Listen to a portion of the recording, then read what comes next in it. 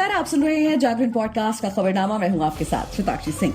आज तारीख है 29 नवंबर की और दिन है बुधवार का। चलिए आपको बताते हैं आज दिन भर की तमाम बड़ी खबरें।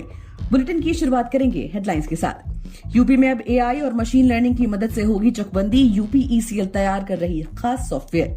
जिला एवं स्वास्थ्य समूहों को मिलेगी ड्रोन। पीएम गरीब कल्याण अन्न योजना का बढ़ेगा समय। मोदी कैबिनेट ने दी मंजूरी। जेल में ही रहेगा उमर खालिद। सुप्रीम कोर्ट ने जमानत याचिका स्थगित की। अब अगले साल होगी सुनवाई। सेना प्रमुख जनरल मुनीर को हटाने के रच दी गई थी 9 मई को हिंसा। पूर्व पाक पीएम शहबाज शरीफ का बड़ा दावा।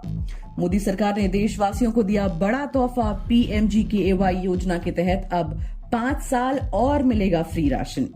पंचायत सीजन 2 और कंतारा को पुरस्कार। हॉलीवुड एक्टर माइकल डगलस को सत्यजीत रे अवार्ड।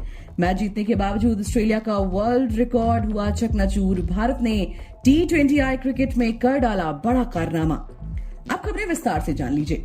राष्ट्रीय जांच एजेंसी ने पिछले साल नवंबर में कर्नाटक के मंगलुरु में हुए प्रेशर कुकर विस्फोट में 2 आरोपियों के खिलाफ बुधवार को चार्जशीट दायर की। इस विस्फोट की जिम्मेदारी इस्लामिक स्टेट ने ली थी। एएनआई के मुताबिक मोहम्मद शारिक नाम का एक आतंकी एक ऑटो रिक्शा में प्रेशर कुकर आईईडी ले जा रहा था। जब 19 नवंबर 2023 को उसमें विस्फोट हुआ, उसने हिंदू समुदाय के बीच आतंक पैदा करने के उद्देश्य से मंगलुरु के कादरी मंजुनाथ मंदिर में आईईडी लगाने की योजना बनाई थी, लेकिन कम तीव्रता का आईईडी होने की वजह से गलती से वो रास्ते में ही फट गया। बकौल एएनआई 23 नवंबर 2022 को हुए विस्फोट को लेकर भारतीय दंड संहिता की धारा 120B, 307 और विस्फोटक पदार्थ अधिनियम 1908 की धारा 3, 4 और 5 के तहत मामला दर्ज किया गया था। अगली खबर की तरफ बढ़ेंगे और बात कर लेंगे यूपी की। उत्तर प्रदेश में अब चकबंदी की प्रक्रिया को और पारदर्शी बनाने के लिए सरकार ने आर्टिफिशियल इंटेलिजेंस और मशीन लर्निंग की सुविधा के इस्तेमाल के लिए तैयारी शुरू कर दी है। इसके लिए यूपी इलेक्ट्रॉनिक्स कॉर्पोरेशन लिमिटेड द्वारा एंटरप्राइजेज रिसोर्स प्लानिंग सॉफ्टवेयर तैयार किया जा रहा है। इसकी डिजाइनिंग, निर्माण और कोऑर्डिनेशन के लिए टेक्निकल सर्विस प्रोवाइडिंग एजेंसी की नियुक्ति की प्रक्रिया शुरू की गई। इसकी मदद से एक गांव में 100 से 130 दिन में चकबंदी की होने वाली प्रक्रिया को 1 हफ्ते से कम समय में पूरा किया जा सकेगा। चकबंदी के लिए जिस सॉफ्टवेयर का निर्माण किया जा रहा है वो सैटेलाइट से जमीन की इमेज लेगा। इसकी मदद से रोवर सर्वे को व्यक्तिगत तौर पर करने का बजाय डेटा अध्ययन के जरिए कम समय में पूरा किया जा सकेगा। सॉफ्टवेयर चकबंदी के दस्तावेजों का विवरण एकत्र कर भूमि के आंकड़ों का संकलन करने के लिए भी सक्षम होगा। साथ ही खतौनी को भी आसानी से एक साथ व्यवस्थागत तरीके से सिस्टम पर ले आ जाएगा। इसकी मदद से खसरा, खतौनी और जमीन के नक्शे को चकबंदी से GIS पोर्टल पर अपलोड करने में भी मदद मिलेगी। चलिए आगे बढ़ते हैं और बात कर लेते हैं मोदी कैबिनेट के एक बड़े फैसले की।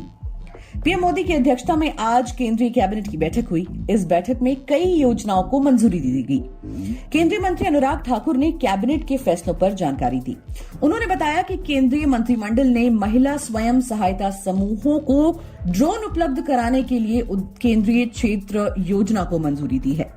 अनुराग ठाकुर ने बताया कि आज केंद्रीय मंत्रिमंडल ने महिला स्वयं सहायता समूहों को ड्रोन उपलब्ध कराने के लिए केंद्रीय क्षेत्र योजना को मंजूरी दी।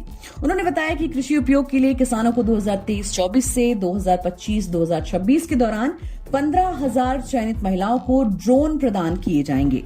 चलिए अगली खबर की तरफ बढ़ेंगे और बात कर लेंगे सुप्रीम कोर्ट के फैसले की। सुप्रीम कोर्ट ने जेएनयू के पूर्व छात्र उमर खालिद की जमानत याचिका पर सुनवाई 10 जनवरी तक के लिए स्थगित कर दी है। बता दें कि उमर खालिद को उत्तर पूर्वी दिल्ली दंगों के पीछे कथित साजिश में शामिल होने के आरोप में यूएपीए के तहत गिरफ्तार किया गया था। उमर खालिद की याचिका पर सुनवाई करते हुए जज बेला एम त्रिवेदी और जज सतीश चंद्र शर्मा की पीठ ने मामले को स्थगित कर दिया।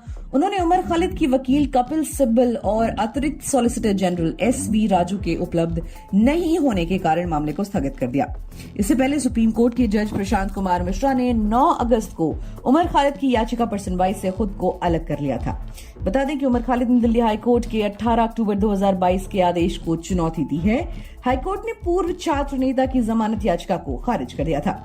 बात कर लेते हैं विदेशी खबरों की, जहां पर बात करेंगे पाकिस्तान की। पाकिस्तान के पूर्व प्रधानमंत्री शहबाज शरीफ ने बुधवार को कहा कि मई में पूर्व प्रधानमंत्री इमरान खान की गिरफ्तारी के बाद मुख्य सैन्य प्रतिष्ठानों पर हमले सहित अभूतपूर्व हिंसा सेना प्रमुख जनरल असीम मुनीर को पद से हटाने का एक प्रयास था। पाकिस्तान मुस्लिम लीग नवाज पार्टी के अध्यक्ष ने भ्रष्टाचार के एक मामले में यहां जवाबदेही अदालत में पेश होने के बाद संवाददाताओं को संबोधित करते हुए ये टिप्पणी की।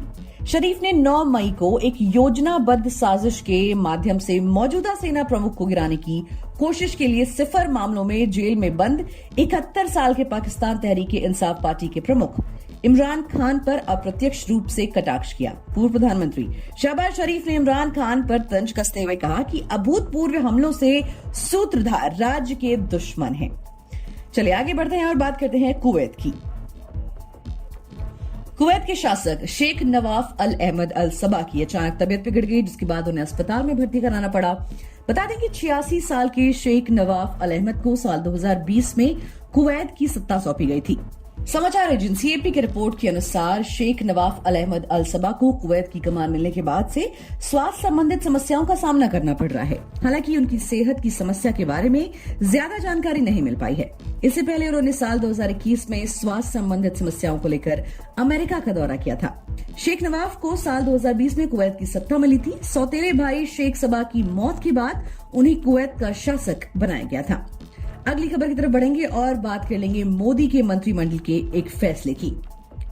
गरीबों को मुफ्त खाद्यान्न वितरण के लिए केंद्र सरकार द्वारा प्रधानमंत्री गरीब कल्याण अन्न योजना चलाई जा रही है। ये स्कीम कोरोना महामारी के समय पर गरीबों की मदद के लिए शुरू की गई थी। इस योजना के लाभार्थी को केंद्र सरकार द्वारा 5 किलो राशन फ्री में दिया जाता है। ये राशन हर व्यक्ति के आधार पर दिया जाता है। अब हाल ही में आई एक रिपोर्ट के अनुसार इस योजना के लाभार्थी की संख्या 80 करोड़ से ज्यादा है। इनमें सबसे ज्यादा लाभार्थी उत्तर प्रदेश के हैं। आज एक प्रेस कॉन्फ्रेंस में सूचना एवं प्रसारण मंत्री अनुराग ठाकुर ने कहा कि सरकार अब इस योजना में 5 साल और फ्री में राशन का वितरण करेगी। इसका मतलब है अब इसकी समय सीमा 1 जनवरी 2024 से बढ़ाकर 5 साल के लिए और बढ़ा दी गई है। ठाकुर ने कहा अगले 5 सालों के दौरान इस योजना पर लगभग 11.8 लाख करोड़ रुपए का खर्चा किया जाएगा। दिसंबर 2022 में पीएमजीकेवाई समाप्त हो गई, लेकिन इसे एनएसएएफ के तहत दोबारा 1 साल के लिए शामिल कर दिया गया था, जो कि अब 5 साल के लिए बढ़ा दिया गया है। चलिए आगे बढ़ते हैं और बात कर लेते हैं मनोरंजन जगत की। गोवा में 20 से 28 नवंबर तक चले अंतर्राष्ट्रीय फिल्म उत्सव के समापन समारोह में मंगलवार को फिल्म, वेब सीरीज और कलाकारों को सम्मानित किया गया। हॉलीवुड के लेजेंडरी एक्टर माइकल डगलस को सत्यजीत रे लाइफ टाइम अचीवमेंट अवार्ड दिया गया। माइकल ने अपनी पत्नी एक्ट्रेस कैथरीन जेटा जोन्स के साथ समारोह में शिरकत की। 9 दिन चले समारोह में 89 देशों की 280 फिल्में दिखाई गई थीं, जिनमें भारत की 25 फीचर फिल्में और 20 गैर फीचर फिल्में थीं। 3 भारतीय फिल्मों के साथ अंतर्राष्ट्रीय फिल्मों को गोल्डन पीकॉक पुरस्कार से नवाजा गया। इस अवार्ड में 40 लाख रुपए की धनराशि, एक सर्टिफिकेट और एक गोल्डन पीकॉक मेडल विजेता को दिया जाता है। चलिए अब बढ़ते हैं खेल जगत की ओर और बात करते हैं India versus Australia 3rd T20 की। ऑस्ट्रेलिया ने गुवाहाटी में खेले गए तीसरे T20 मैच में भारतीय टीम को 5 विकेट से पटकनी दी। इस मैच में ग्लेन मैक्सवेल का बल्ला जमकर गरजा, जिन्होंने आखिरी 2 ओवर में मैच का पूरा रुख ही पलट दिया और भारत के जबड़े से जीत छीन ली। मैच जीतने के बावजूद भारतीय टीम ने ऑस्ट्रेलियाई टीम का वर्ल्ड रिकॉर्ड चकनाचूर कर दिया। T20 इंटरनेशनल क्रिकेट में एक देश के खिलाफ सबसे ज्यादा बार 200 प्लस रन बनाने के मामले में भारतीय टीम ऑस्ट्रेलिया से आगे निकल गई। भारत ने ये खास कमाल ऑस्ट्रेलिया के खिलाफ ही किया है।